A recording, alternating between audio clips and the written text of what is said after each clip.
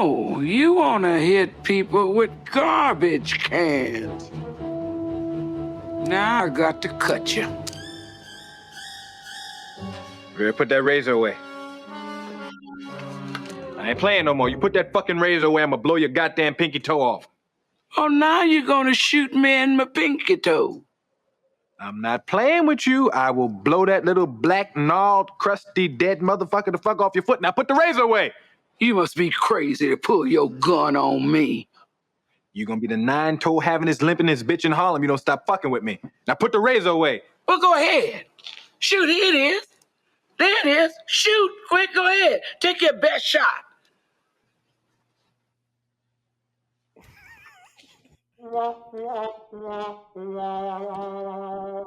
Never shoot an old lady in the pinky toe. I'll tell you that. I want to welcome y'all, ladies and gentlemen, to another episode. Whoa. Zen, you on mute. I can't hear you.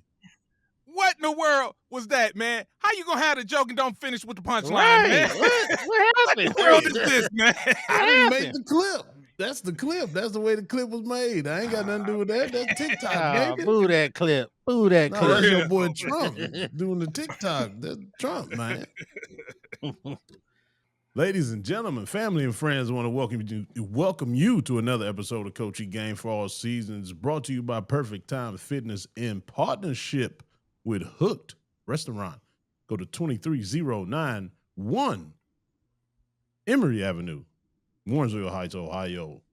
Go ahead. That big catfish sandwich.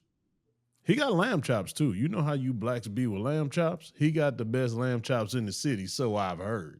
Also got that big hooked Philly. He got that po' boy.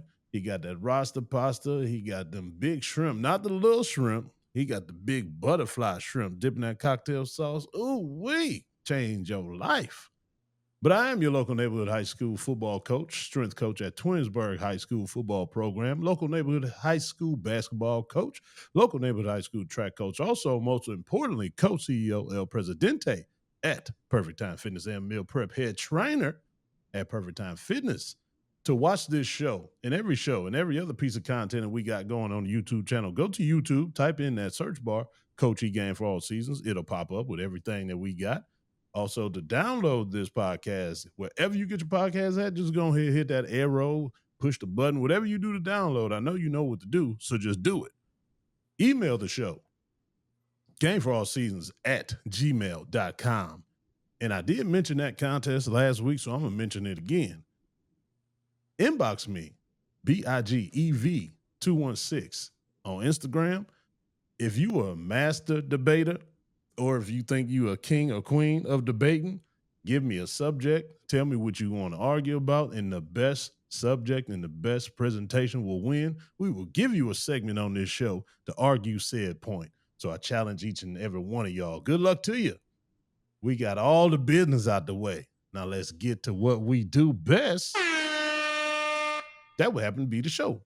All right, I got 3 assistant coaches that do this thing with me on the left, middle, and bottom right, middle, center. Top left center, I got Blue Jays in. Guardians lost. Now you going to Canada, dog? What's going on?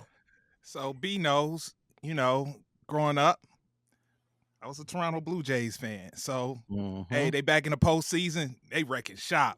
I'm already calling it. They about to be the next World Series champs right Joe here. Carter. Yeah, Joe Carter, exactly. Damn, he still playing? No, bruh, stop. Hey, No. if he's still playing, he on more than Ozempic. I tell you that. For real. Oh, man. Yo, so I got to ask y'all, we got a lot to talk about, so I got to squeeze this in real quick. So we got a guest tonight. You're going to hear his voice real quick. We'll introduce him a little bit later, but I got a question for the crew to get us started real quick. So, P. Diddy, the judgment came down, got 50 months. I got 2 quick questions for y'all. What y'all think of the sentence? Were y'all surprised that he actually got some time? And 2, I know I got a semi-Trump supporter right here. So do you think your boy gonna pardon him? So I want to go around the room real quick. What y'all thoughts? Well, you starting. You start with me. I started off. Yeah, go ahead, start it off, B. Well, first of all, yeah, Rick, openly a truck supporter. Rick, it's all right. That's okay. Uh, Now, hey, it all depends on if Diddy got them tapes, some Trump tapes. Then Trump a pardon will come down. But if not, if he ain't got access to the Trump tapes, then he'll be okay. Diddy gonna sit down? Yes, I am surprised. That is a hefty sentence for prostitution, because that's all he was technically charged for was prostitution. So 50 months fed time. Some of my criminal fed friends, I think what 9 months equal a year. So it won't be quite 85% he gotta serve. You gotta at least serve 85%. So that comes out yeah, to a little under 30 months. 30 months. And he already what's got that 2.5 time years? served. Yeah, he got Yeah, because 13. he been in. Yeah, so Yeah. he'll be out for it. Now is he gonna be dancing around? I don't know. But yeah, I don't think he gonna get a pardon. I think he gonna sit down. They might let him off for good behavior too. Oh, Yeah, that's the only thing he can get off. That's what the 85%. You gotta have good behavior in order to get that. So they were saying something about if he went to a drug yeah. rehabilitation or something like that, they could shave some off too. Mhm. I mean, I was surprised he got time, and really, like, technically, it was his first offense. So that was, Yep. I don't know if this And was that's one hell of a first offense, right? Yeah. Yeah. That's what kind of got me. Is like this is first offense, and I mean, I thought we might have got time served, probation, but yeah, they trying to make a point about something, man. I take some of the shine off of Jeffrey Epstein and all of that over there.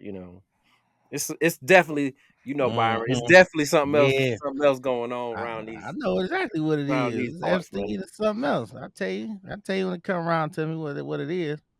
I tell you Light exactly what it is. Skin Nation. You got to cue the music up. Oh, damn. Let me throw in my little 2 cents with some change behind it. I'm not surprised at all. He's a black man on trial in America with an extremely high profile that they wanted for other stuff. Let's not forget about he got the OJ treatment too. They couldn't get him on the Nicole murder, so they got him with taking his Heisman Trophy back. So they just did the same thing to Puff. That's all. I'm surprised that he got that less of time, and plus he in the Fed time. That's a recess of jail. He ain't in there with no killers. He ain't in there with Nuck and little Bobo them. So he cool, man. He got bread. He already started teaching a class in there about business, trying to get people entrepreneurship mindset and everything. He cool, man. He gonna come out as soon as he walk out them gates. Take that. He gonna be good, man. Ain't nobody tripping on Puff. Oh, Sean. All right, Stevie, you the last one, man. What you got on this one? Ooh, man. I was surprised that he got that much time too, but I'm with Rick, man. I think that he's gonna do the drug rehab, and already got the time served, and only have to do. I thought that he only had to do 50% of that. I'm hearing people saying that he'll be out next July with all of that.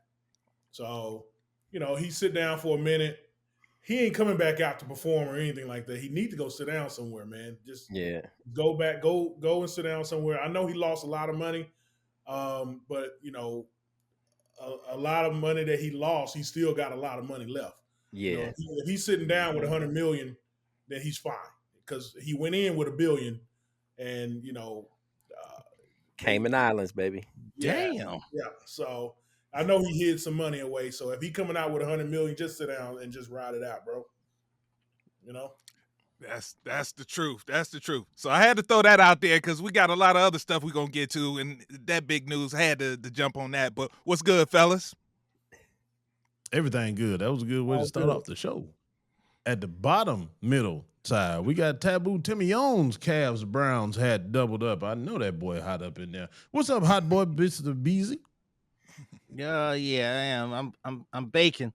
Like shake and bake MVP winning drive Mayfield. You know what he doing. You see what he doing. Rick on the team. I got a seat for you over there on the bus. Come on, man. Come to your senses. Come to your senses. When he win that MVP, come to your senses. But I'm pumped about that. I'm pumped about, despite the Browns losing, it's that time again. You see the first preseason game today. Cavs. The 2026 championship Cavaliers are back starting tonight with the revamped awesome bench. Oh my God, the bench is fire. Oh man, we marching to the road to the chip. So last but not least, let me tell you about that distraction. Why they throwing that Diddy news out here and everybody not even paying attention. Cue the music up, B. It is, and this ain't even no conspiracy. They telling y'all every single day it's a big ass fast spaceship headed towards Earth. It's a big spaceship literally I headed didn't know towards Earth with lights was on the going thing. X-Files on us. Man, Ain't you none going of y'all paying X-Files? attention. Oh man. I'm like, what's wrong with you people? They've been preparing y'all, giving y'all the movies, the predictive programming. They've been showing y'all having the trials and the hearing from the Senate. They've been doing all this stuff. And the scientists even have said, this is a spaceship, people. It's coming. It's not your boy, but your favorite prepared man, Mr. Taboo Timmons. Oh, and his pre-ones is already here. They've been flying through. I got one on camera. The other night, I'm taking out the trash. I look up, a star start flying over my head. I got it on camera. You want to see it? I'll send you the video. Telling you, man, y'all better wake up. What's good, Hey. fellas? Mr. Taboo Timmons, what's up? Man, just promise me you won't post none of this stuff. We need you for the pod, bro. I don't need some folks coming in snatching you away. Posted. I need you to just keep that between us. We'll just stop right here. No, don't take it any further, man. You sound like Shanny. She like, Daddy, you gotta stop. They gonna get you. The people, they gonna come right up. I'm serious though. I was outside taking out trash. So I'm always looking at the sky. Damn things start moving. But it was all good till it went over my head. That's why I ran in the garage. I literally got this on footage. So yeah, that's what I'm saying, man. Watch the sky. Yes. On the top right, Texas hat wearing Ricky Peasy from the DFDZ. What's going on, Ricky Peasy down busy with the hat tone? Nothing much, man. Put me in, coach. Just fresh back from St. Thomas, St. John. Me and my wife went there for her birthday, man. It was a great Boy, thing. I knew you looked a little red around the skin tone. You know, man. It looked tan. This got to last me through December, man. You know, I'm just trying to make this one last. Tan. So we were down there. We stayed at the Ritz-Carlton first at St. Thomas. Didn't even know it. It was some lady from one of the Housewives shows, and Bobby Valentino was there at the joint with us. And then they was all on Instagram on one of those gossip channels. I'm like, yo, this the same people we saw down there. You know, that was a trip. Then driving the Jeep in St. John on the other side of the road, you know, but it was a good thing. I met a lot of people from the States here down there, man. So you think about different places everybody talk about you trying to leave and go somewhere, man. Nice little area down there. You know, it's gonna be you have to probably join a leisure type of job. You're gonna be working somewhere like that. But I mean, you can't beat it though, man. It was real nice. It was real nice to get away for a minute, but we back to the grind, man. Back to the grind. Our residential jet Saturday. There we go. Yeah, man. Giving us our what, monthly update or quarterly update on his travel. It's turning to monthly, man. It's turning monthly. My wife monthly. Okay. Sorry, not sorry. Sorry, not sorry. Did you talk to Bobby Valentino? Did you tell him to slow down? Man, I didn't even know it was him, dog. I'm looking at him. I'm like, he a little dude too, man. I'm like, yeah, he is. Well, yeah, from what I read, slow down. I was trying to leave that one alone, man. Hey, you just started a new one, Rick. Now pause, slow down. Slow down. Yeah, there it is. Slow down. Hey, slow down. Slow down. Slow down and check. Slow down and check. That's all I'm saying. Slow down and check. Rick, I see you brought a friend with you. Tell the people who you brought along in the room there, boy.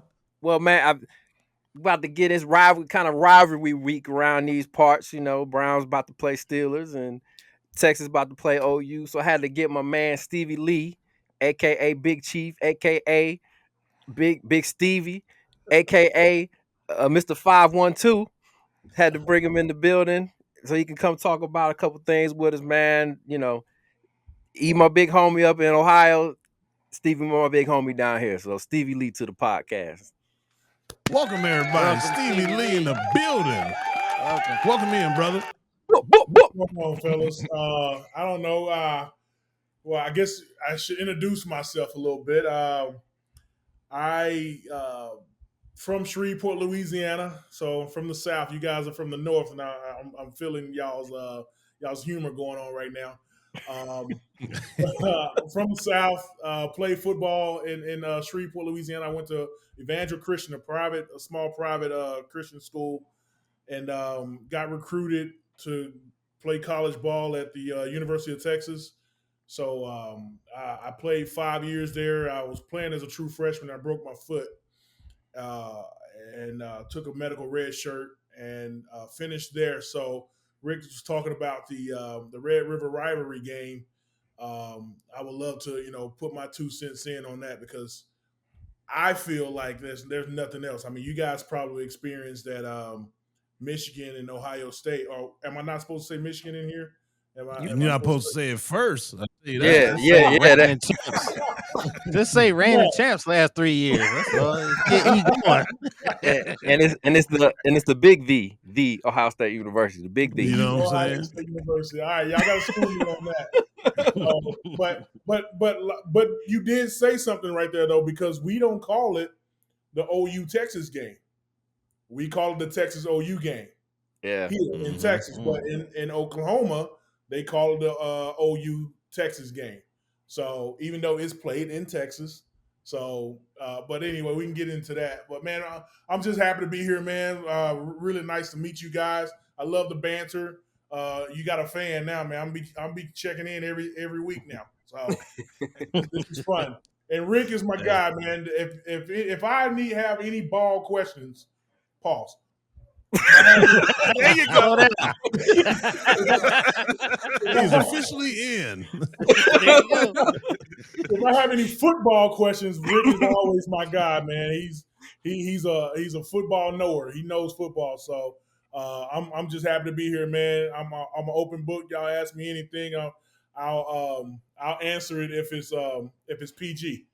Even if it's not PG, we can do it. So, thanks for having me, fellas. Yes. No doubt, man. Welcome.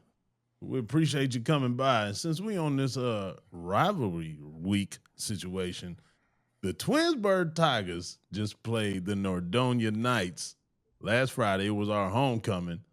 And I tell you what.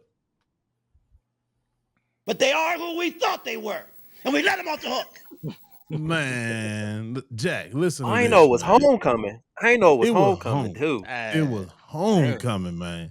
I'm talking about we came out 20-0 first quarter. Ran the score up on them. We going for the extra point to make it 21-0, right? They jump off sides. Homeboy Charles said, all right, let's go for 2. They stopped us. We ain't make the 2. Ensuing kickoff. They take it to the house. Man, next thing you know, momentum went crazy. That Uncle Mo ain't no joke, man. Uncle Mo is undefeated. So next thing you know, it's 21-20, them at halftime. We scored 20 in the first quarter. They scored 21 in the second quarter. We come back out, battling, going back and forth. We score, they score. We score, they score. So we stopped them. We score again, got the lead. Then they scored again. Then we went field goal. They went 3 and out, field goal, 3 and out. So all that to be said, we are winning 35-34 with 2 minutes left. They on a 2-minute hurry-up drill, right? Boy, they get the snap over the quarterback head on the 15-yard line. That mug rolled back to the 5, tackling them down there. 2nd and 20, get a tackle for loss at the 2. 3rd and 24. Quarterback, roll out. My defensive end, I almost said something would have got me in trouble. My defensive end No contain. goes inside of the tackle, man. But he still gets in the back, in the end zone. Quarterback trying to go outside, scramble, make a play. He has him by the waist, 2 hands. He tries the gator roll and take him down. Quarterback steps out of that joint. My D tackle coming to pursue on the other side. He get about this close from him. He releases the ball, throws that mug 30 yards down the field. You know, in the movies that they play that slow music, that doom, Yeah. doom, doom, doom, doom. That's how long the ball was in the air, man. 3 of our defenders jump up, mistime the hell out they jump, swipe, didn't hit the ball. Some bitch catches it, turns and runs for 15 more yards. Then the freakiest shit happened. Scoreboard goes out. So now we don't know how much time is left on the clock because the refs then free switched. time out though. No, yeah, free timeout. Definitely free timeout. We needed that to regroup too because that was just a backbreaker. So refs is keeping the time on they watch on the field. We get a stop, first down, get a stop, second down, 3rd and 13. We are in man coverage. Strong safety is checking the tight end. The tight end is the second receiver on the inside. On the field side, he comes in motion all the way across the formation. Strong safety just has a brain fart, doesn't run with them. So next thing you know, tight end wide open in the flats, catching 30-yard gain. He didn't run with the motion? Didn't run with the motion in man coverage. We asked him, what the hell was you thinking? I don't know. I thought we was in purple. I can't say what I said to the young man on these airways. It went a little something like, man, what in the hell is wrong with you? You know damn well we was in man coverage. You got to follow that son of a bitch across the field. Anyway, then that happens. They call timeout. So they try and run the ball in. They on their 25-yard line now. They run, first down, get about 2 yards, run second down, get about 2 yards. Now the ref is letting us know 10 seconds left in the game, dog. So they run on 3rd down. They on the 15-yard line. They got 2 yards. They on the far hash, though. Mm-hmm. They call timeout. 2 seconds left. Field goal kicker come out. He already missed 2 field goals, too. And that angle was a real bad angle. Boy, they snapped that joint. He kicked it upright right here, the far upright. Ball went right here, inside. Scraped the inside of the upright. Went in. Gang. Wow. They win by 2 points.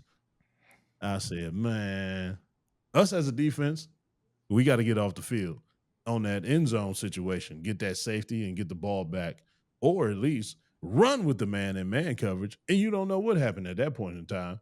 But 3 in a row, y'all. We done lost 3 in a row. We started off 4-0. Now we 4-3 going into Solon. Now this is another rivalry of Solon. This is another border rivalry. Twinsburg and Solon is kind of like OU, Texas, Michigan, O State. So we got enough. This is going to be our get back game this week. Dang. So it really to hear the clip from the coach and like I see why he looked the way he did, man. Like that to hear that story, dog. You should have lost. No way. But I heard old Coach E, the Coach E, when I first met Charles, he reappeared in this game. Yeah. So, upon further review, though, Saturday when we went for our meeting / film session, the AD came and told me that the flag wasn't on me. But at the time, I lost it, Rick. So it was a play. Yeah. They was throwing to their running back on a little circle route. Just, he ran from the backfield, sat right in front of the center. He was the outlet guy. Quarterback is throwing to him. Our safety coming down, like perfect position. The guy sees him coming down. He doesn't catch the ball. So our safety kind of like ducks his shoulder, but his shoulder hits the guy in the stomach. He playing the ball. That's a legal play. Ref standing right in front of him, didn't throw the flag. The ref in the back of the end zone, standing by the upright, chucks the flag 20 yards, calls targeting. It's not your area, sir. Not your area, and it's not even targeting. Yeah. That was a play on the ball. So he said he didn't wrap him up, and that's a safety issue. That's why he called targeting. I said, man, we have played a whole ass football game. How in the hell you going to make that call right here in this juncture of the game? 40 seconds left in the game. Did he get thrown out? No, he didn't get thrown out. But that was Oh. a 15-yarder that got them even closer to Oh, kick that see, game-winning come on. field goal. Come on, Ref. So I immediately Hold noticed on. it. Another 15 yards came. Yeah. So then another half the distance was, at the time, I thought, from me, I'll walk on the field, go straight to the ref. Hey, man, the fuck was that? How the fuck you gonna call that right now at this juncture of the game? Come on, man. Just walk away. The flag come as I'm walking away. So everybody thought it was on me, including me. Thought it was on me. But the AD told me on Saturday, the other coaches were so far on the field that the flag was on them. The guy that I was arguing with, he never threw the flag. The other ref threw the flag. So it wasn't on me. It was on them. But at the time, thought it was on me. Dog, I felt like a little piece of shit, boy. I was like, damn, I done blew this bitch and I done snapped and I thought I wasn't ever going to do it again. But that moment, man, you can't make that call. And that's not even your call to make. So it was a little something fishy in the water, you ask me. All right, Coachy. Well, keep us posted in the days of our lives of the Twinsburg Tigers come next week. So. Cue the music. I don't want to hear that, man. But let's continue the rivalry talk. All right, so we've been schooled since we got a Texas player. We're going to call it we're going to talk about the Texas OU rivalry game. The red. Why am I struggling? First, it was your fault, Rick, because you struggle with rivalry. Now I'm struggling. The Red River rivalry game this weekend. So if you're a big fan of college football, you look forward to this part of the season each year. And we're fortunate enough to have Stevie on this podcast. So before we get into that, though, you started breaking down your background and everything at Texas. Now, I took a quick peek. So you were at Texas during what time? From 2000 to the 04-05 season. 04-05. So you were there when Vince was there then? Absolutely. Okay. Now, Vincent? 04-05. Is that the year y'all won it all? No, that's the year before. So my year was when we played Michigan in the Rose Bowl. That was my last year. And then that infamous soundbite where Vince Young said, "We'll be back." And then next year they went back to the Rose Bowl and beat USC in the national championship game. Okay. So when you were on campus, did you see Vince being that dude that turned up the following year? Absolutely. We knew Vince was that dog. He had that dog in him when we watched film.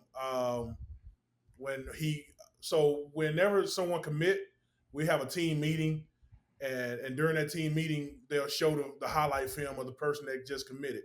And we saw him at Madison and Houston. We were like, okay, we got something special, right? And so at the time, we had Chris Sims was our quarterback. Major Applewhite had just left. I don't know if y'all remember those names down here. Yes, we do. Okay. Definitely. So Chris was going in his last year, and then we had a kid on the team but named Chance Mock. He was supposed to be the next quarterback. All the brothers looking around in the room was like, nah. It ain't you, shorty. Yeah. But don't get in that portal if it was one. No question. Man. Yeah, it wasn't like it is now. Yeah. But we had Greg Davis was our offensive coordinator, and for some reason he always stayed loyal, right? So he gave Chance Mock a shot, and didn't work out, right? So my senior year, Vince came in the Red River rivalry game. They finally pulled Chance in this game, and he came in, I think, a little bit too late. We lost that game. I played defense. I was defensive tackle. We lost that game 12-0. And after that, Vince became the full-time starter, and he never lost again in college after that game. Dang. Yeah. Yeah, That's so how he you should have come on the started that scene. game, and I would have won a national championship. But hell, they got it the next year. So, but that game That was your only loss, wasn't it? that year, that was my only loss that year. Yeah, and we still did not go to the national championship game. Who was in it that year? Was it USC? It was USC and Oklahoma, if I'm not mistaken. Yeah, In the yeah, yeah. Orange So Bowl. yeah, Oklahoma beat us 12-0 that game, and then went on to go and play in the national championship game. Yep. And then so it was back then, man. It was a lot of implications in that game. It was a real rivalry that had like national implications back then. So, and we got a little bit of that this year. OU is looking much better right now. So, Texas, we came out number one. We go up there to Ohio and get beat first game. Look at y'all. Look at y'all. I knew it. I knew it was coming. And get beat, man. And but we thought that we had a better team than we do. Me watching the defensive lineman and the offensive lineman, we're not there yet. They put a lot on us, and we did not live up to it. They put a lot on Arch, and Yeah. he had no. I mean, he was way up here, Heisman talking, all that stuff like that, man, and he had no choice but to go down. You know what I mean? So, which, heavy is the head that wear the crown, though. So if you QB1 at the University of Texas, you're still supposed to handle that. But I think he's going to get some more time and get into Sarkisian's playbook a little bit more, and I think he'll be fine eventually. But right now, right now I don't even see us. Wait, hold on, pause. I see us going to a bowl game, but it's not going to be anywhere near the college football playoffs. All right, so with you bringing up the Arch Manning side of the story this year, where did you see the hype? You think the hype was way too much, or did you think he was going to be able to live up to that hype? Because us up here, we saw it, but it was kind of hard for us to believe because we didn't see a full game of him dominating or just being the quarterback that everybody was saying that he was. We understand the high school stuff. Everybody understands the high school stuff, but 9 times out of 10, will it translate? And it hasn't yet. So what do you think of Arch right now moving forward? Well, there's different parts of that story right there too as well. So in high school, he's from South Louisiana, and I know a little bit about Louisiana football. I forget what school he went to. It's a small private school down in New Orleans. Yeah, Newman or something like that. Newman. Yeah, That's Newman. it. Yeah. That's it. Yep. Yeah. And so when you look at that, he did not play top teams in Louisiana, and so Man, against the midgets.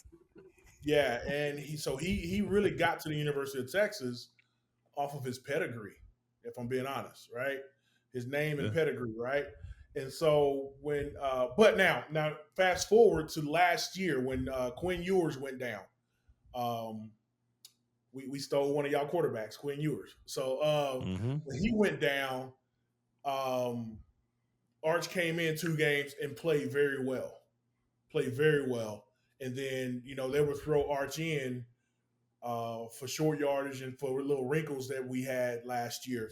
And so coming into this year, everyone around Austin, around Texas was like, we got a great full-time quarterback. He did really well last year. He's good. He's got another year in the Sarkisian system. Sarkisian is the quarterback whisperer. He's an offensive guru. We thought that we were going to be awesome this year. But it just did not translate, Yeah, so I don't know, man.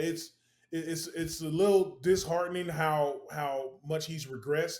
And if you look at last game, he's regressing because he's kind of running for his life because our offensive line has not lived up to it, right? So, that's kind of where we are right now with Arch. Okay. So my question is, you said something. We had this conversation after the Ohio State Texas game. Sarkisian, you said quarterback whisperer. Now, Quinn Ewers, big time prospect. Now we got Arch Manning, supposed to be a big time prospect. Quinn Ewers didn't quite live up to the hype. You know, Arch Manning going in that same direction. Well, is he truly the quarterback whisperer that they try to proclaim him to be? Because they throw that tag around so willy nilly. It's like, man, are you really what they say you are? Because up here in Cleveland, they was calling our the Browns head coach a quarterback whisperer as well too, and we'll get to that later on. But so I'm like, is it Sarkisian? How is he as a offensive mind in your eyes? I think he's still good at offensive minded, right? So if you really look at it, and I'm gonna play politician a little bit right here. If you really look at it, Coach Sark took a mediocre Quinn Ewers. If we agree on that, can we agree on that? Mediocre. Absolutely. Yeah, by the end, he showed he was mediocre. Yeah. Yes. He's mediocre. He took a quarterback to the semifinals of the playoffs, college football playoffs, 2 years straight. Now, his quarterback play hasn't been good, but he still took those teams 2 years straight to the college football playoffs. He's doing something right on offense. It's just not have been on the quarterback's arm. It was on Xavier Worthy. It was on Bijan. Bijan Robinson. It was on C.J. Baxter. It was on the other offensive weapons, and he took a lot of the burden off of the quarterback's arm. Now, if we get a quarterback in there who can actually throw the damn ball, I think that he will come back and be that guru, that whisperer, I should say. That's all. That's always kind of been the Texas way, though. From what I can remember, like Cedric, Ricky, the establishing himself with the run game, even Vince to a certain extent, running the ball and throwing to kind of keep everybody honest. So it's that is what we always hung our hat on, man. We always was a run team first. That's what we wanted to be, a run team first. And now Sark coming in here trying to he is changing the identity of Texas, and we still like it, but you still got to have that run. Our offensive line got no push last week against Florida, and against Florida. Yeah, against Florida, and so That's tough.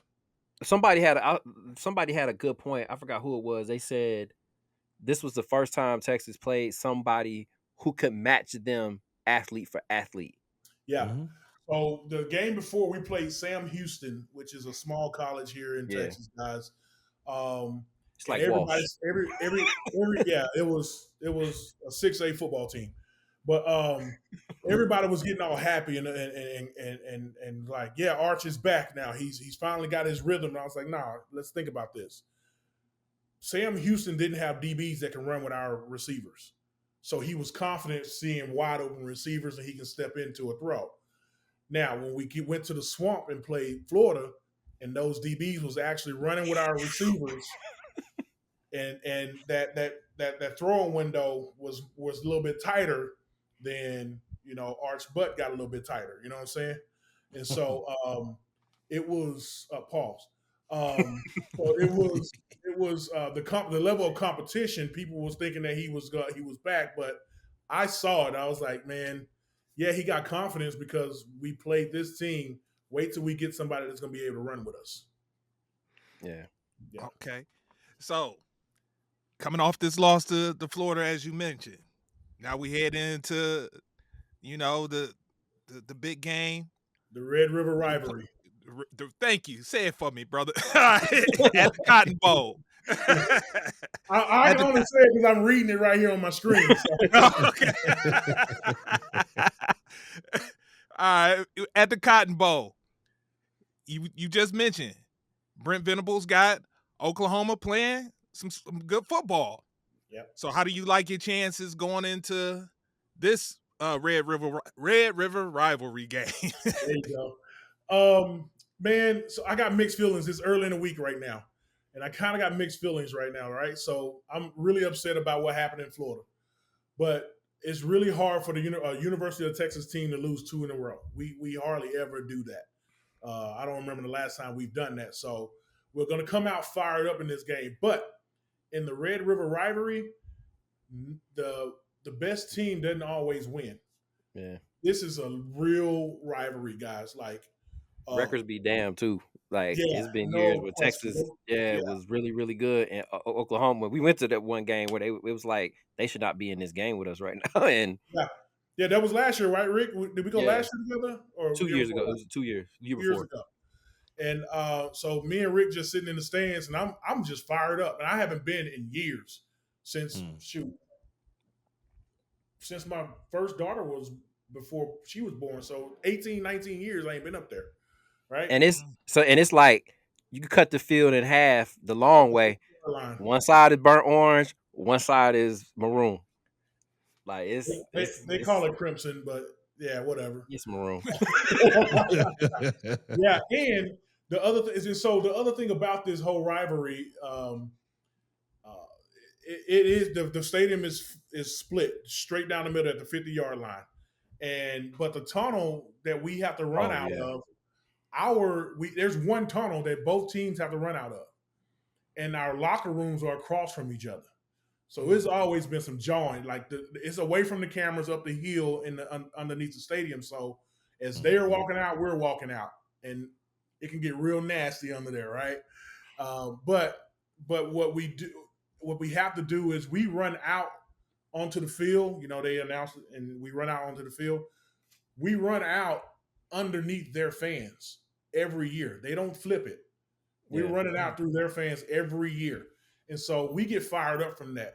They get to run out through their home fans or whatever, but we get fired up from running out. You got old women flipping you off, cursing at you, man. The cops are looking to see if anybody throws something, and people have thrown stuff. It's a real rivalry, man. Like they get really passionate about it. If you ever had a chance to come down and experience it, man, I'm not saying this because I played at Texas. It's just it's an atmosphere like none other, I believe, because it's split like that, 50-50 in that stadium, and it's at the fairground. So it's a fair Texas State going Fair. on. There's the Texas State Fair going on, and you got fans yelling at each other out there, and it's the fair, so everybody's drinking. So it's a lot of fun, but it can also get nerve wracking. That's why I haven't gone back. I can understand that. That's just classic football allure right there. That whole atmosphere. You see it on TV. I watch it every year, so I know exactly what y'all talking about, that split. But we talk about this all the time, Stevie. I'm glad that you, first of all, are fellow defensive linemen, best athletes on the field. We ain't worried about them little cats running around thinking they all pretty and everything. You know what I'm talking about?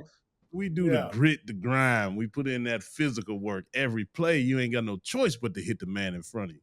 But anyway, I always try to explain to people that never played the game of football that feeling that you get, that you just mentioned in that tunnel. Not just to mention the people throwing stuff at you, yelling at you, but just your concentration and your level of just hypeness to come out and perform in front of all those people. Can you try to explain how you feel in that moment and try and break that down to people that never experienced that before? Yeah, man, it is a feeling like none other, man. So, you know, yes, we do that at the Red River Rivalry, but my favorite is running out at home. When we were at home running out, dude, you and at the University of Texas, when I played, I think it was at 95,000 people in the stadium, and most of them all for you.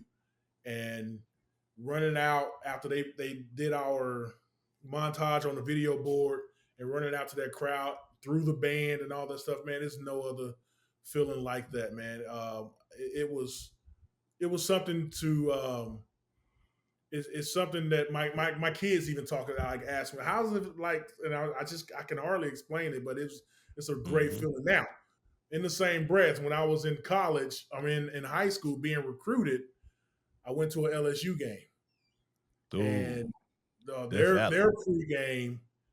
pregame and running their players out on the field, I was a recruit on the sideline getting goosebumps. I was like, yeah, I'm gonna be here. I'm gonna do this. And but every home game I went to, they lost. So I was like, I can't do that. Yeah. No, like, so y'all hear him talk about his college experience, like I had a college experience too playing football, but it's too different. You know, he's talking about playing Rose Bowls and only Oh game we yeah. lost and national championship. Dog, we was trying to be bowl eligible, man. we was trying to get the 6 wins so we could be bowl eligible, man. So talk to me about the pressure of that. Like, you know, if y'all if it ain't a 10-win season, it was a failure. You know, at y'all school, like talked about 100%. 100%. So I'm class of 2000. Class of 98, I believe, was I'm getting to why we had to win 10 games. It was because we had the USA Today Offensive Player of the Year, Chris Sims, come to the University of Texas. That same year, the defensive USA Today Defensive Player of the Year was Corey Redding in the same class, and Coach Brown bagged both of them, right? And so we got the number one class that year, and the year after that, we like number two. My year, we were number three class in the country. So we had a bunch of highly skilled players that we had no choice but to at least win. We were supposed to win national championships, but I wish I was there for that. But and then when Vince class came in, they went back to like number two, number one class then. So we were really expected to go out and actually win some national championships that time that I was there. It just had a couple of hiccups here and there. I will tell y'all this. I'm just going to be an open book to you guys. I was a part of 5 of those Red River Rivalry games, played in 4 of them, and I'm here to tell y'all I never won one. Whoa! I never won one. Yeah, Wow. yeah. I never won one. But our in-state rival, I always say that, and then I go to this. My in-state rival was Texas A&M. Yeah. I never lost to them. So that's my claim to fame right there. I never lost to A&M, but I never beat OU. So they had that. Do y'all remember when Roy Williams, the safety, flew over our offensive line and sacked Chris Sims? Yeah, those were those years. I was there. Ooh. So OU just had some really good defenses back then, and some really good teams with Coach Stoops. And so they won, I think, 2 national championships while we were there. So that was my bugaboo back in college. like Stevie Sandberg, he played with Cedric Benson, Roy Williams, The wide DJ, receiver. the wide receiver Roy. Mm-hmm. Yeah, Like what was it, DJ? Derek Johnson. Yeah, Derek Johnson. Yeah, He was a dog. He was a dog, man. I was in Kansas City this weekend with my daughter, and they're like, "You're huge. Did you play football?" I said, "I played at the University of Texas," and all they wanted to talk about was Derek DJ. He's still the leading tackler for the Kansas City Chiefs, and they love him up there, man. So, but no, I had a really cool opportunity to play with and know some really cool people. Not only those skill positions y'all talking about, man, but Sean Rogers, Casey Hampton. We had Big Mike Williams on the offensive line that played with the Bills for a long time, man. We had Derek Dockery that played on the offensive line for the Redskins then, now the Commanders. Man, it was some big boys that came out of Texas. Marcus Tubbs that was up at Seattle for a while. Rod Wright, I played with him. He's now the coach over at the Houston Texans. But man, it was some dogs that came through Texas at the time, man, and I'm really fortunate of playing with those guys and actually calling those guys my boys and my friends. Okay. All right. So, real quick, greatest athlete you played with, greatest athlete you played against. Greatest athlete I ever played with had to be Vince Young, hands down. Probably the best quarterback to ever come through college football, and we can debate that if y'all want to. The best athlete that I played against, man, I have to go back to this Red River Rivalry game, man. Adrian Peterson. Ooh. Can't forget about that boy. Listen, I got a story if y'all got a minute. Oh, we got several. Story time. Yes. I'm playing defensive tackle in the Red River Rivalry, right? And you guys know what an ed is, right? That's when my end comes down first, and I got to wrap around, right? Yeah. I got contain. I'm supposed to have contain, right? And this was going to our side of the field. So my coach is over there looking at me. He know the personnel that's in the game. He calls an ed. Set you up, boy. Y'all know where this is going. Yeah. He calls the ed on our side of the field. And so my end goes down perfectly, and I swoop around, and I just glance my head. You were talking about your end in the end zone, Coach E, this past game. Yeah. When you were telling that story vividly, I was like, shit, damn. PTSD. Don't look inside. PTSD. And so I pull around, and I just glance back in the backfield, knowing I needed to get wide. And I just see Adrian Peterson just coming across. Adrian, he's tall too. He's big and tall. He's almost eye to me. I can just see his eyes look in my eyes, and he's just like, I hear my coach. I hear the defensive tackles coach. Stevie, come on. I'm like, I'm running as fast as I can. You call the damn play. You know I can't have contain on Adrian Peterson. Adrian hit that corner, ran up. He got the first down. And, my fat ass still running to the sideline. And I run right into my coach. You got contained. I'm like, Coach, come on. Come on now. Adrian Peterson back there. Come on. Are you serious right now? You should have brought the nickel off the edge to help me with this one. Like, exactly, man. Call a better play. You know the personnel that was in there. Call a better play. So, I was supposed to have contained, yes, but I'm also going to put that one on my coach. Right? I'm the big run stopper in the middle. I love playing in the middle. I love. I joke with DJ all the time. DJ is a good friend of mine still. And I joke with him all the time, man. I took all those all them tackles you got. All those tackles down so you can run free and play 14 years in the NFL, man. So you owe me, brother. And I think that he's grateful because he's actually has been one of my best clients. I sell real estate, so I've bought and sold a bunch of houses and properties with him. So that's my guy. We actually go to church together too. So he's good, but I wish he'd had contain on the outside, and I was just still blocking up the middle, man. But yeah, that was a great question, man. The best athlete I played against, no one has ever asked me that. I think it was Adrian Peterson, man. Now, I got a sleepy athlete that we didn't know that was an athlete. Yeah, that was Matt Jones, quarterback of Arkansas. Mm-hmm. That is I lost one home game at DKR Stadium, and that was the home game that we lost because Matt Jones wasn't even on the scouting report as being a runner the way he was. He was, and I think he was coked up in college too because the way he was running that ball, it was something different, man. He was fast out there, and we were looking around like, how do we let this big ass white boy just run all over us like that? And they did. They did, and we had one opportunity to stop him, and he got loose and got the first down, and the game was over. And that was the only game I lost in that stadium, and that was a tough one. Right. Yeah. All right, so to bring that story from past tense up to the present time, I know you understand and see what's going on with all this NIL stuff. Where do you sit with that? Are you happy for the kids?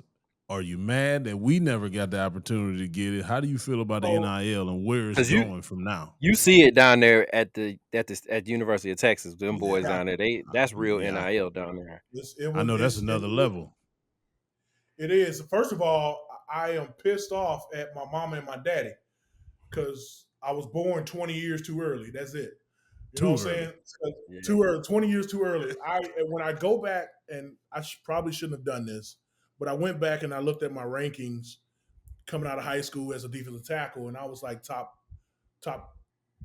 2, 3, all right? Mm-hmm. And I was like, damn, that would have got me at least 50 grand. At least 50 grand. You know? You said 500? No, 50 grand. It would have been at least 50. I'm just Man, 500, sir. don't make me cry, bro. Don't No, make me cry. Let's let him I have know, 50, man. Let him have 50. I know a junior offensive tackle right now. Oklahoma told him it's 300,000 whenever you want to sign. Yeah, I've heard those stories as well, man. In fact, my pastor, his son is a really good recruit. His name is Trey Moore. They are telling him we'll give you 25 just to shut your recruiting down. Yeah, Just to yeah, shut recruiting down. they're paying people to early commit, and we'll pay you per month just so you won't decommit. To shut your recruiting down. 25,000 a month just so you won't shut it down. Yeah. I don't know if it's a month, Rick, but it may be. But he told me it was like people were offering $25,000 to go ahead and commit and shut your recruiting down. And I'm like, golly. And I called my mama again. I was like, Mama, why didn't you wait? You know? But yeah, man. But this whole NIL thing, that's a great question because I do another podcast and that came up. So when we played, man, we played for the passion, right? And with the hopes of making some money on the back end, right? Well, at the University of Texas, man, first of all, they're getting paid. They're getting paid big, right? Now we have a Lamborghini dealership here in town that's giving out NIL deals for Lamborghini NIL deals. So we got some players driving around in Lamborghinis in the Euros. I saw that. It's not for everybody. It's just for select. Yes, for some select players, but they are doing it, right? Mm-hmm. We got brand new high-rise condos in West Campus that these kids are getting into as well. So they're living the lifestyle of a pro athlete on top of living in a world-class city like Austin. If I was 18, 19 years old with 50 grand, at least I'm just going to call it 50 grand in my pocket in Austin, Texas, bro, you couldn't tell me anything, you know? Like Austin is a dope spot, man. Y'all probably want to come on the road and come hang out with me in Austin and we can have a good time. Rick has done it. Mr. 512, man, I'm telling you. Everybody can't handle the 512. Hey. But you have money in your pocket. You are basically the pro team on a pro team that's in town, and you're riding around in a Lamborghini or a Hellcat. They either got Lamborghinis or a Hellcat, and everybody is pining over you. We got 52,000 students at this university. That everybody is and know who you are. I'm thinking that they're getting out of the football mind and starting to be Hollywood, and that's what showed up on the field of this past Saturday in Florida. All right. Hey, you said earlier in the beginning, we can ask whatever question. So I'm gonna take that liberty right now and ask that question. Yeah, NIL, but you was pre-NIL.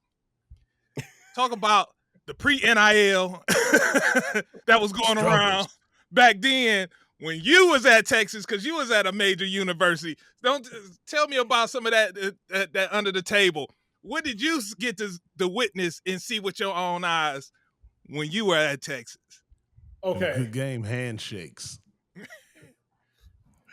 All right, so is the statute of limitations up? Can you ask your wife? Yeah, that's what I'm saying. It's legal now, so it don't matter no more. Yeah, I think they up. I think they up now. Okay. So I'm not naive. I didn't see much of anything, but I'm not naive that we have a player that's well documented, and y'all know him. We talked about him earlier. That mother was strung out, daddy was in jail, but you came to school with a brand new Tahoe. You know what I'm saying? So you got other players, all of a sudden they got a new car with rims on it, and then they got some bang in their trunk and all that stuff. You know how it was back in the day. Like there were some guys that you're like, Now, people looked at Cedric Benson because he had a M3 BMW and he had a Escalade truck and he had bought a house while he was in college. We got to remember though, he had baseball money. He went to I play with a yeah, couple guys who play minor league ball too. yeah. He played baseball. He had a big signing bonus out of high school when he got all that stuff. So we had some people try to say, look at what he got. And it was like, that's his own money. In fact, he wasn't on scholarship. MLB paid for his school. So, but Wasn't Whoa. that the Cubs? I believe so. Mm-hmm. But Bad yeah, investment by the Cubs. Boy, they just basically gave him away. Boy. yeah. I think what happened was that they, and I'm not talking ill about the dead, but they they realized he couldn't hit with a wooden bat, because a It's lot of those different. kids, yeah, they get that money and realize that this wooden bat is much different. But anyway, he still, he did well with his money and went on to play up in where did he play? He played with the Bengals, right? Chicago. Yeah. Well, Chicago. The Bears and the Bengals. Yeah, Bears Yeah. and Bengals. Yeah, Bears and Bengals. Did very well. Came back to Austin and unfortunately was in a motorcycle accident and lost his life. I guess this is about 5 years ago now. But we had some players, to get back to your question. We had some players that I was like, where you get that from? As for me, there are some times that I had some extra money to take my girlfriend to a movie, who is now my wife. So there were some times. I always said, I don't know if I even said this to you, Rick. I always said, no, we didn't get money. And then I started thinking, I was like, oh, that is kind of illegal what they did. So, oh yeah, yeah. It's we had even that on our level. It's just like, you go to the sundry shop and you take a garbage bag and just get whatever you want. Like, just the little stuff like that. You go to Pizza Hut and they just give you whatever's left over. Like, all that's illegal, but. And to answer your question about NIL, man, I think these kids need the money, man. They gotta, the revenue that we brought in at the University of Texas, man. You gotta. Shit, I'm looking for back pay now, man. So You know what I'm you gotta saying? pay these kids, man. You can't have these kids going out there doing what they do, putting their bodies on the line, putting their lives on the line. Actually, Lives, yeah. Yeah, and not getting anything out of it, man. Bro, I'm you know what, I'm self-employed, so I got to do my own insurance and stuff like that. I'm looking at them like, bro, y'all just give me some insurance. Just give me For insurance. real. My hips are jacked up, my knees are jacked up, and I still got a rod in my foot.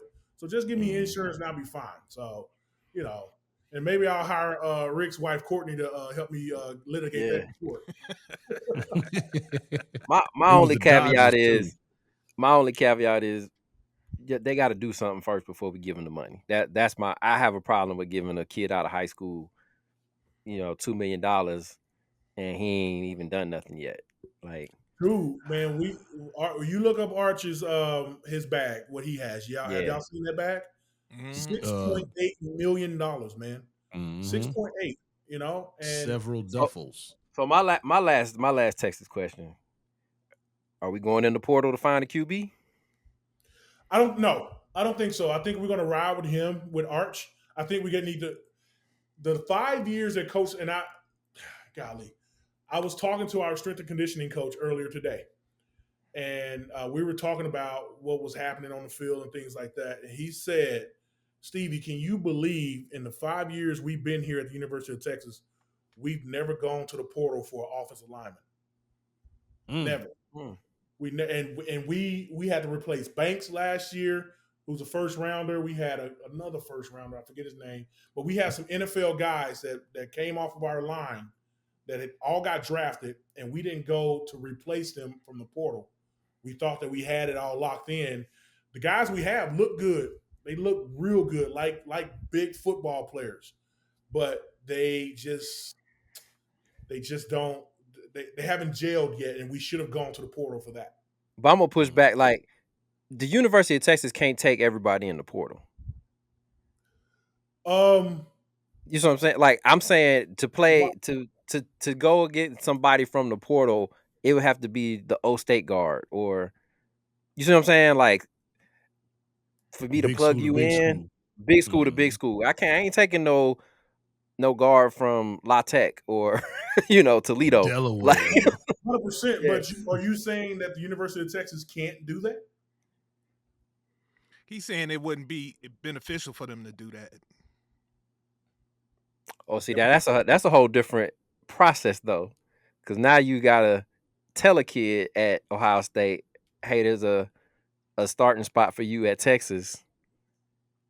Would you leave? You see what I'm saying? Like how is that kid?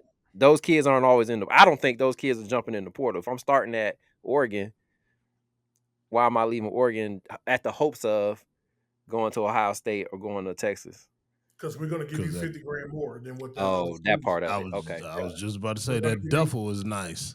the duffel bag is definitely nice, and the pockets that the University of Texas has, we should have gone. No one would have batted an eye on dropping a bag in a kid's lap. So are the wrong kids entering the portal? I'm Like, sorry. cause are the wrong kids entering the portal again? Like the kid that left Tennessee and is at UCLA now, the quarterback. Like, Mhm.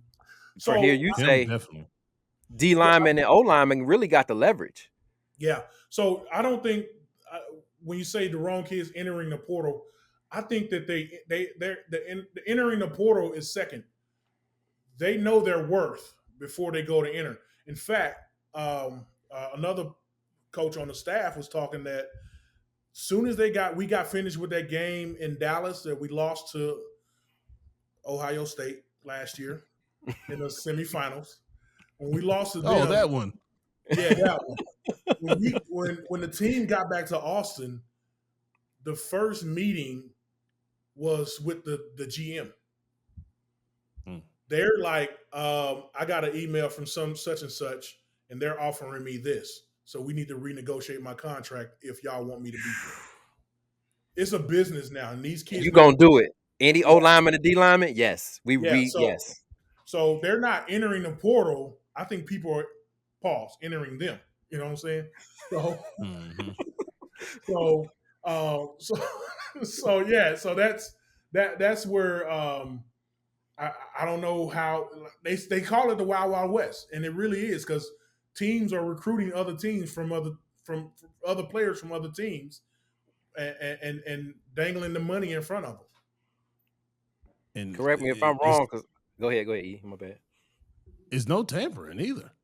Like Yeah. if you do that in the league, that's 100% tampering, and your whole operation shut down. But it's Yeah. Oh, just like you said, the email part, the email. Yeah, Yeah. that's wild. Just like you said, the Wild Wild West. Yeah, so I don't think that they're going to the emails directly to the players. I do know for a fact that you guys know Athletes First, David Mugileta. Yes. Yes, sir. Big dog. Big dog. So we went to college together. We went to undergrad together. And when we got out of college, he went on to Nebraska to go to law school and then got with Athletes First. Well, I do know of a high school kid that he is currently recruiting in high school to be his agent, from high school. So he's going to handle his NIL money. He's going to handle his endorsement and the revenue sharing. You know, we can do revenue sharing from the universities, right? So the revenue sharing from the university is totally different from the NIL money, right? Yeah. So he'll be able to negotiate all of that. And now I don't know, because I talked to the parents, they are not Athletes First is not taking a big cut like they would take out of an NFL guy, but they're going to the high school kids in hopes to them staying with them all the way up to the big $100 million contract. Right. Yeah. So that's another facet of the Wild Wild West that people are not even talking about. That these agents, remember how agents couldn't even talk to us? Like we were seeing them in the club, and we were like trying to walk away, but they're still buying us drinks. You know what I'm saying? Mm-hmm. But they don't care anymore. They are now recruiting these good high school age kids at this point. Byron hates Mulugeta. You read my mind. I was going right to that. I was like, let me use that as a transition right here. So you said David Mulugeta. He, of course, Deshaun Watson's agent. Deshaun Watson, not Mr. Taboo Timmons, not a fan of. No way. Because that led to our quarterback problems that we have going on right now. And speaking of quarterbacks, this past Sunday, you're a little familiar with the Texas OU rivalry. Dylan Gabriel. He got his first start against the Minnesota Vikings. Didn't look bad, but it still ended in another Browns loss. So I want to go around real quick, fellas, with the Browns. Did they find? Do you see? Could they possibly have found Mr. Right, or is he Mr. Right now? Go Oh ahead. snap! Oh snap! Okay, all right. Go ahead. You come out firing like These, that. Go ahead, E. these What you got? Hey, fickle Browns fans. Go ahead, man. I'm just saying, we have to stop with just because he's the next guy in, that does not mean he's the guy. He will forever be a backup quarterback in the NFL. He's going to be the Colt McCoy. Nothing wrong with that. You can play 10 to 12 years as a backup quarterback in the league, have a great life, do what you Chase want to do. Daniels. You know what I'm saying? Live your life, brother. But I do not see Dylan Gabriel as the guy that we need to take us to the level that we all, as Browns fans, want to go to. Let's not forget, y'all. Okay, yeah, he was 19 of 31 for 190 yards. But let's go deeper into that stat. That Hail Mary pass, that boosted that 190. Before that Hail Mary pass, he had 146 yards. 146 yards, y'all. Now, that does fall on the shoulders of everybody else's boy, Kevin, for being so he refuses to open up the playbook and give somebody a real chance at success at the quarterback position. So until Kevin opens up his playbook and acts like he's a head coach or an actual National Football League coach, period, because it was a point in the game where the Minnesota Vikings had a penalty. He had a choice of taking the timeout or doing a 10-second runoff where we had a 3-point lead and they were driving to do a game-winning touchdown or game-tying field goal. That dumb son of a bitch chose to take the timeout instead of the 10-second runoff, which gave them even more time to make that game-winning touchdown play. That's when they were debating on if the guy went out of bounds or whatever, and then they had to use the timeout or 10-second. Come on, man. Either you're going to be an offensive coordinator or you're going to be a head coach. I prefer you to be an offensive coordinator somewhere else because I hate your offense. We have to stop calling him an offensive guru. He's horrible. No deep routes in his concepts. All it is crossing routes. He loves tight ends and running backs. Jerry Jeudy, of course, has to catch the ball. Never going to argue a receiver dropping the ball saying whatever. He needs to catch the ball. But as far as a downfield threat, we don't use it. Bond from Texas. He's a speed guy. He stretches the defense. We don't even allow him to stretch the defense, and that's his number one specialty. That's just like the Chiefs not allowing Worthy to go for a deep ball. What kind of sense does that make? Zero. So Dylan Gabriel is just going to be a guy. I don't like him because of his height and weight and all those measurables in the first place. I don't see a guy that small doing anything great or progressive in the NFL anytime soon or ever. If you want to go back to Doug Flutie and say Doug Flutie was awesome, go ahead if that's your cup of tea. I don't like tea. What about Russell Wilson? Could he be the Wilson's left-handed Russell Wilson? Russell Wilson's bigger than him. And Russell Wilson went to a situation where it was defense and the coach, the offensive coordinator, allowed him. No. You don't stop. Don't stop. You said it's totally different. The defense check. Yeah. With a running back check. I'm like, it sounded like some of them checks that Russell had in the beginning. The Browns got that. But the major thing is Russell Wilson had a deep ball. Come on now. That's not a check. True. And that's huge. And especially back then in NFL, now it's even bigger than it was when Russell was hitting Baldwin and other people like that. I'm talking about Doug Baldwin was a deep threat on the Seattle Seahawks. No shade, no disrespect to you, Douglas. But hey, you're not Isaiah Bond running a 4-2, 4-3 and being a real reliable deep threat with the opportunity to make those big plays. So that's the part that's totally different. That's a huge part. You use that play action to go downfield. Kevin uses that play action to throw 10-yard crossing routes to tight ends. I rest my case. Okay. Who else? So we got one for Mr. Right Now. We got one vote for Mr. Right Now. We got to go to the Mr. Homer Simpson himself, Mr. Taboo Timmons. Dope. Man, this guy Eeyore1 has given his report. That is Eeyore1. You gotta relax, Eeyore. You gotta remember, in case you forgot, this was young man's first NFL debut. Who you said, may I quote, is gonna have a tough time. It's gonna be a disaster against this defensive-minded coordinator you were talking about, and it was not a disaster. It was pretty good for the young man's first time out the gate. 2 touchdowns, 190 yards. Yes, 146. 100. Well, no, he had 190 yards. Hold on. That Hail Mary, you can't add that in there. It's a passing stat, E. Come on, man. okay. You're not going to do that. No, you're Go not ahead, going to do help your that argument. because, Help your and argument. I quote again, you always talking about the absence of what? Interceptions. He protected the ball. He went in there. He did what he needed to do. Kevin, you got to get off his back. Now, Kevin, time management was dumb as hell. The timeouts I disagree with. The runoff I disagree with. And all that sort of going conservative, I disagree. But you have been calling for, it was 30 runs in that game. You have been calling for this for 2 years. You got what you wanted. 30 runs.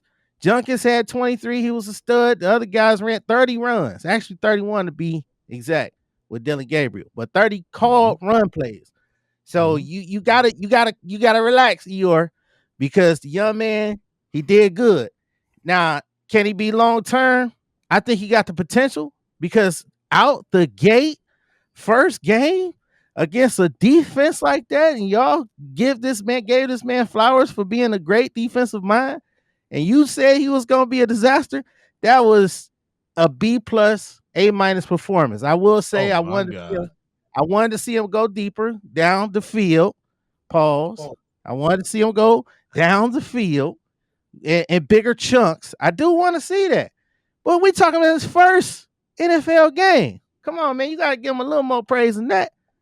So, come on, E. So this how bad we are as a franchise when we're saying that 190 yards and 2 touchdowns is a B plus.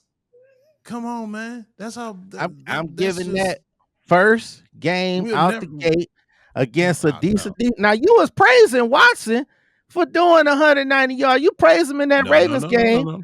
Yes, you did. Yes, you did. Play the tapes, Ian. Play the tape. You praised. I wasn't praising the numbers. I was praising the way he played because that was the best rhythm game that he had as a Brown. That's what I was praising, not the numbers.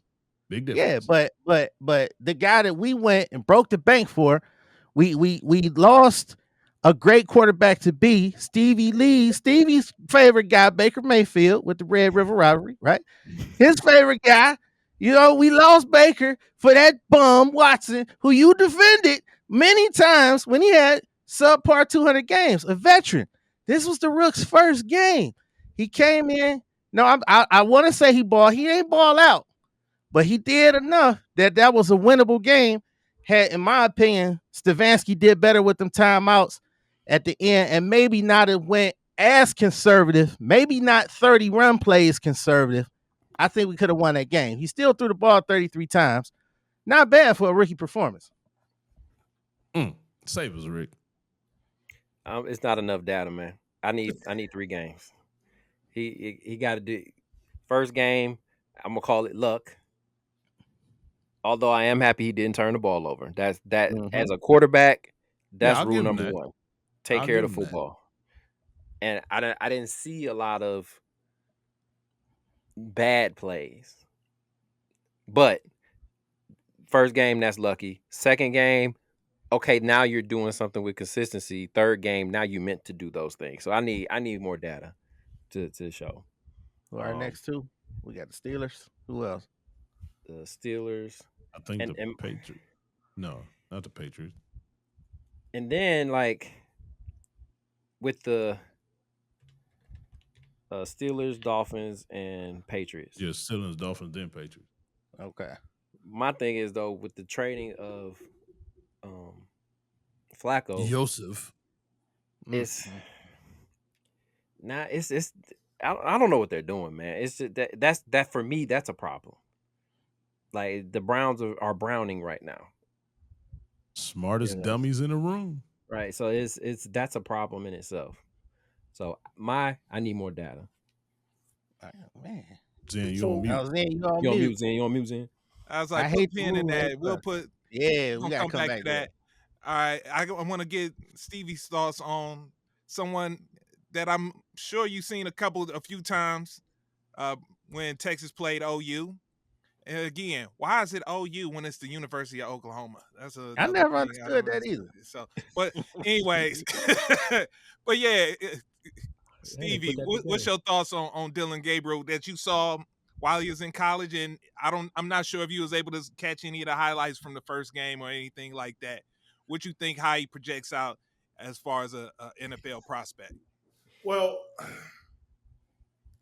I did have Coach E said something about his height. I always thought 5'11" in the NFL, you got to be spectacular to even do something with that. But man, I don't know what the Browns are doing right now. What they got 4 quarterbacks right now? 3. Nah, it's 3 No, well, now. 4. No, we Nah, got it's down 4. to 3. Sean. We got it's 3. Zappy on the practice squad. We got Zappy. Yeah, it's Oh, only we 3. gonna be They traded activated. Flacco. It's Yeah, Dylan, Watson. Shador, and Because Zappy. Watson. He's Y'all not forget on the about active Watson. roster. He's not on the Well, active he will roster. play It this doesn't year. count. He gonna play this year. He gonna Wow. play this year, and he might play before Shador. I took that from So B. Definitely what gonna do play y'all think before the Shador. future is for Cleveland? I mean, Dylan's okay, man. He had a that was Dylan that came in when we were at the game, right? Rick, that was 2 years ago, right? Yeah. At the Had to yeah be. thing. So he drove down the field and won the game on his arm against us. Mm-hmm. So I see some greatness in him. Other than that, man, but also that's a rivalry game and anything goes, and he rose to that occasion, and I didn't see him do that ever again after that. So I don't know if he's the guy for you guys up there, but I'm trying to figure out who y'all's future is. Like, So are y'all are we. still hanging your hat on this year, or y'all just trying to look towards next year? That's what Ex they just Homer. did. That's what they just did, and this is what I'm gonna tell you why. First of all, I'm glad you said that, Stevie, because I don't know where E get amnesia that Dylan can't throw a deep ball. I just don't understand it. I Maybe never hit his said head. he can't. I You said just Kevin said is not going to call it. I never said he he don't can't. call it. Oh, okay. I When? was about to say because he got the ball. He can throw deep balls. He can throw deep balls down the field, down the NFL football field. Now, let me Kevin tell you doesn't what they have did. those route concepts in his offense. That's what I said. He had it with Flacco a couple years ago. They ain't going away. Now it's gonna come. That's just pacing, young Padawan. It's gonna come. Let me tell you what the Browns just did. Kevin Stefanski, Barry, they worried about their job. So what they did, they threw Flacco out there. They was like, okay, we hope that we was gonna get that Flacco magic. For whatever reason, Flacco uninspired, ready to retire, now redeemed with the Bengals. We don't know what it was. So whatever it was, the magic wasn't here. It was gone. So what they said, okay, now we have to see what we have. We got Shador, we got Dylan. We got to see what we got, or we're going to draft next year, which I might have to eat this hat that I was talking bad about the Jaguars because they actually looking decent. We'll come back to that. So they like, well, we got this pick next year. So what they did, they got rid of Flacco. I mean, because you got to know what you got. Do you need another quarterback next year? Or you got one of these two? What's in just ask? They don't know. They got to get the data, as Rick said, and they thinking the same thing. Let's throw them out there. Let's put them out there and see what we got. Okay. Look, you wanted to, because I want to try to squeeze in one since we got the two Texas boys on here. I do want to get one quick question about one Rain Dakota Prescott. Now, I myself am a fan of Dax, Oh, and I just want to know, Coach E, are you ready to turn the tide on one Dak Prescott? Because the boy's balling this year, and now he's down as number one receiver, and he's still balling, Coach E. So, are you ready? I know you used to knock him in the past. Are you ready to turn the tide? he's stubborn, Ian. Empty calories. Empty calories. Are they man. winning? Are they winning? That's all I'm asking. Yeah, they winning. Are They- they winning? You as Are good they? as your last game. They won last week. No. And I wholeheartedly agree with that. But where are they going? Do they have playoff aspirations or Super Bowl aspirations? Because those are two different things. But no. We talking about Dak Prescott. He can only control one side of the ball. He can't go over there on defense and play defense too. It's a team game. So I understand. as a quarterback, just the quarterback himself, his play. He's Are playing you ready great. to turn? This yes, he's played great. You rarely said that in the past when it came to him. Because he wasn't playing like this before. Oh, He may have had flashes here and there, but it wasn't consistent like it has been all year so far. So y'all know what I want? Consistency. It took me 3 years on Giannis. Y'all know this. I'm I thinking just needed consistency. okay. No, I was thinking it. All right. So I gotta come to you two fellas real quick. So Stevie, look, hey, sticking with that Texas OU thing. CD Lamb. One Mr. Ricky Perez over here. It's not been sold on one Mr. CD Lamb as a number one receiver. Now he's seen 2 games with George Pickens as the number one receiver, and George Pickens has looked great in these past 2 games. So does George Pickens being the number one and playing the way he's played, does that show some type of indicator as to what CD is as a number one wide receiver in your eyes? Yeah, I don't think that CD lived up to his hype, man. Never been a fan of CD. I'm a fan of Dak Prescott, and CD has screwed him a couple times. I always want to see Dak do well, and people are starting to talk about Dak being like league MVP right now. I'm with Rick. I need more tape though. It's too early right now. He is looking really good right now, but when they show you who you are, believe them, because towards the end of the year, Dak always kind of fall off. So he gotta show me something different before I crown him. You know what I mean? So, Hey, did you just bang the table too, boy? yeah. So it's he's doing well right now. Let's just say that. We do need a couple more games in there. We need a couple more defenses and a couple more coaches throwing some different things at him. So we'll see. What? Why y'all ain't attacking him? He just said the same thing I always been saying. Oh man, he a guest. All right, so Rick, Attack the guest. this is your hill you've been prepared to die on. You got somebody to join you on this hill now. So go ahead and let the people know why he's not a number one. It's not it's not personal with CD Lamb. I think he would be a great complimentary number 2 to somebody, but he's not a number 1. And I think for the Cowboys, what it shows is when he's not in the lineup and Dak feels like he has to get him the ball, he plays a lot better. Because if you notice these last couple games, the targets have been very distributed around all the different receivers. And I'm starting to notice that as a trend in the NFL that I think Pittsburgh does a real good job of getting off of star receivers at the right moment. If you watch their track record, AD, Juju Smith, who's the kid that Pickens, Antonio Brown, yeah, Mike Wallace. The list goes on and on. yeah, they do a real good job of getting off of those big receivers at the right time. And I think it causes a lot of mischief. He causes a lot of mischief, like Stevie said, with Dak. Not getting him a ball. And then like Stevie said, and there's been times where you can't have 3 drops. If you're a number 1, you can't have 3 drops, especially in those crucial moments of the game. And that's why I say he's not a number 1. I haven't seen him make those, I just say the Dez Bryant type catch. Then that one that was a catch that they said wasn't a catch when they played Green Bay. Like, I need you to make plays like that. and I just haven't seen it from him. Yeah, I haven't seen it either. You know who I equate Flowers in Baltimore. Baltimore to CD Lamb. Flowers is good, but he screwed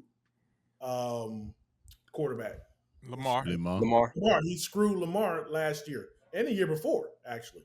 So they're both of those guys to me, they're really good receivers, but if you get tunnel vision trying to get them the ball, is when you look bad. Right. Yeah. The Browns played against a real number one receiver last weekend. Oh my goodness. Yeah. And he looked like it out there, didn't he? He did. He Number did. one in the That's league. what it looked like. That's what it That's looked a like. number one. Guess who got one of those now? Joe Flacco. He got one now. Jamar Oh, Chase. God. He a number Yes, one. sir. He going crazy. Joe Flacco about to be out there in the wheelchair with oxygen. He's 92 years old. All right, mark my Cincinnati word. offensive line is about to turn him. That's 96 what I heard. years. Somebody was like, Flacco couldn't move. I mean, Joe Burrow couldn't move. What they think Flacco about to do? That's Yeah, what Pop I'm said be funeral casket picks earlier. I was like, what you think about Flacco? He was like, casket picks. I was like, Hey, but real talk, man. Yes. I've been feeling real old lately. I'm looking at Flacco. He was born in the '80s, bro. We can still play. Hey, We can still play. I'm with you. Yeah, Hey, man. no. Fresh off my 75 hard, baby. I'm ready. Rick, What my man John Witherspoon from Friday? No. Hey. that way he's in them knees and backs to remind them that, like, yo. Flacco was born in '85. I was born in '81. We can still do this thing. I was born in 82, baby. I got 10 hot plays in me.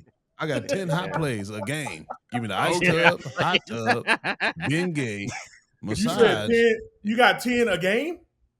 10 a game. Pass rush specialist. So, Third and longs, baby. Third and longs. I'm in there. I got 10. I would say 10 a season. That's it.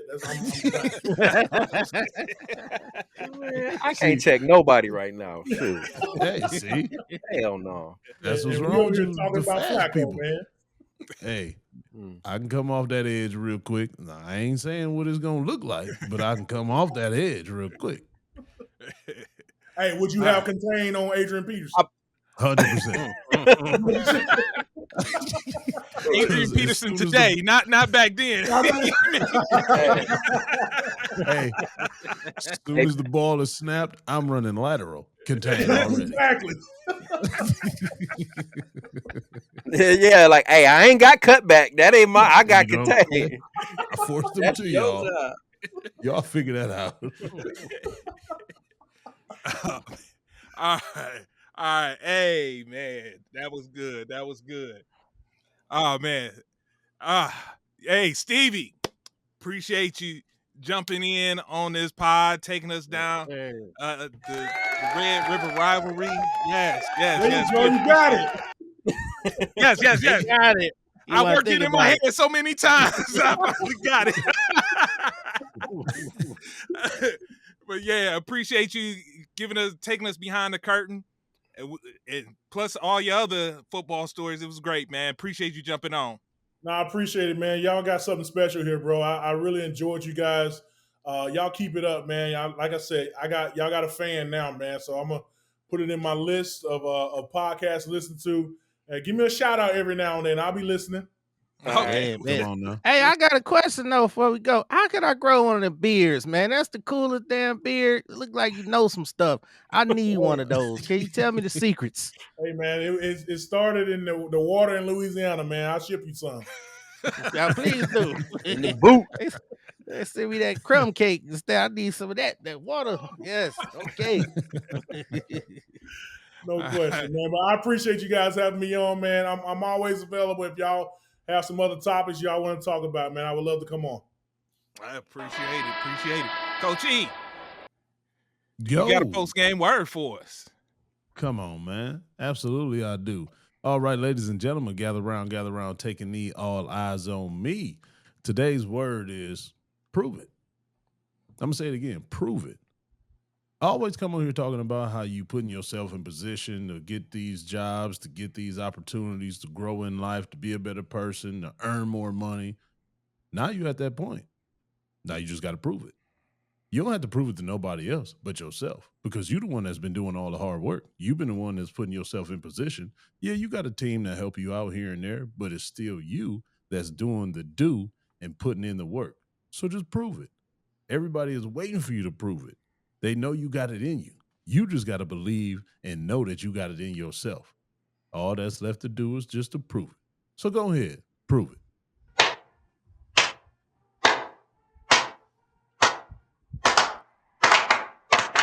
All right, let's go. Win on me, win on 3. 1, 2, 3. Win! It sounds so sweet. All right, ladies and gentlemen. Once again, I want to thank the homeboy Stevie Lee for coming through, dropping gems, dropping jewels, and giving us entertainment. Hooks up, right? Hooks up. Boom, right there. Hey, I want to thank Rick for bringing him and, exposing us to his goodness. I appreciate you, Rick, all the time. With that being said, I'll see you next week. Thank you for tuning in to Game for All Seasons with Coach E. Remember to hit the like or subscribe button on Coach E's YouTube channel. To listen on the go, download wherever you get your podcasts. Also, make sure to follow Coach E on Instagram, X, and TikTok at BigF216. Contact us at www.perfecttimefitness.com for one-on-one or group training sessions. Our theme music provided by Mr. Taboo Timmons on SoundCloud at Mr. Taboo Timmons. Once again, thanks for listening and see you next week.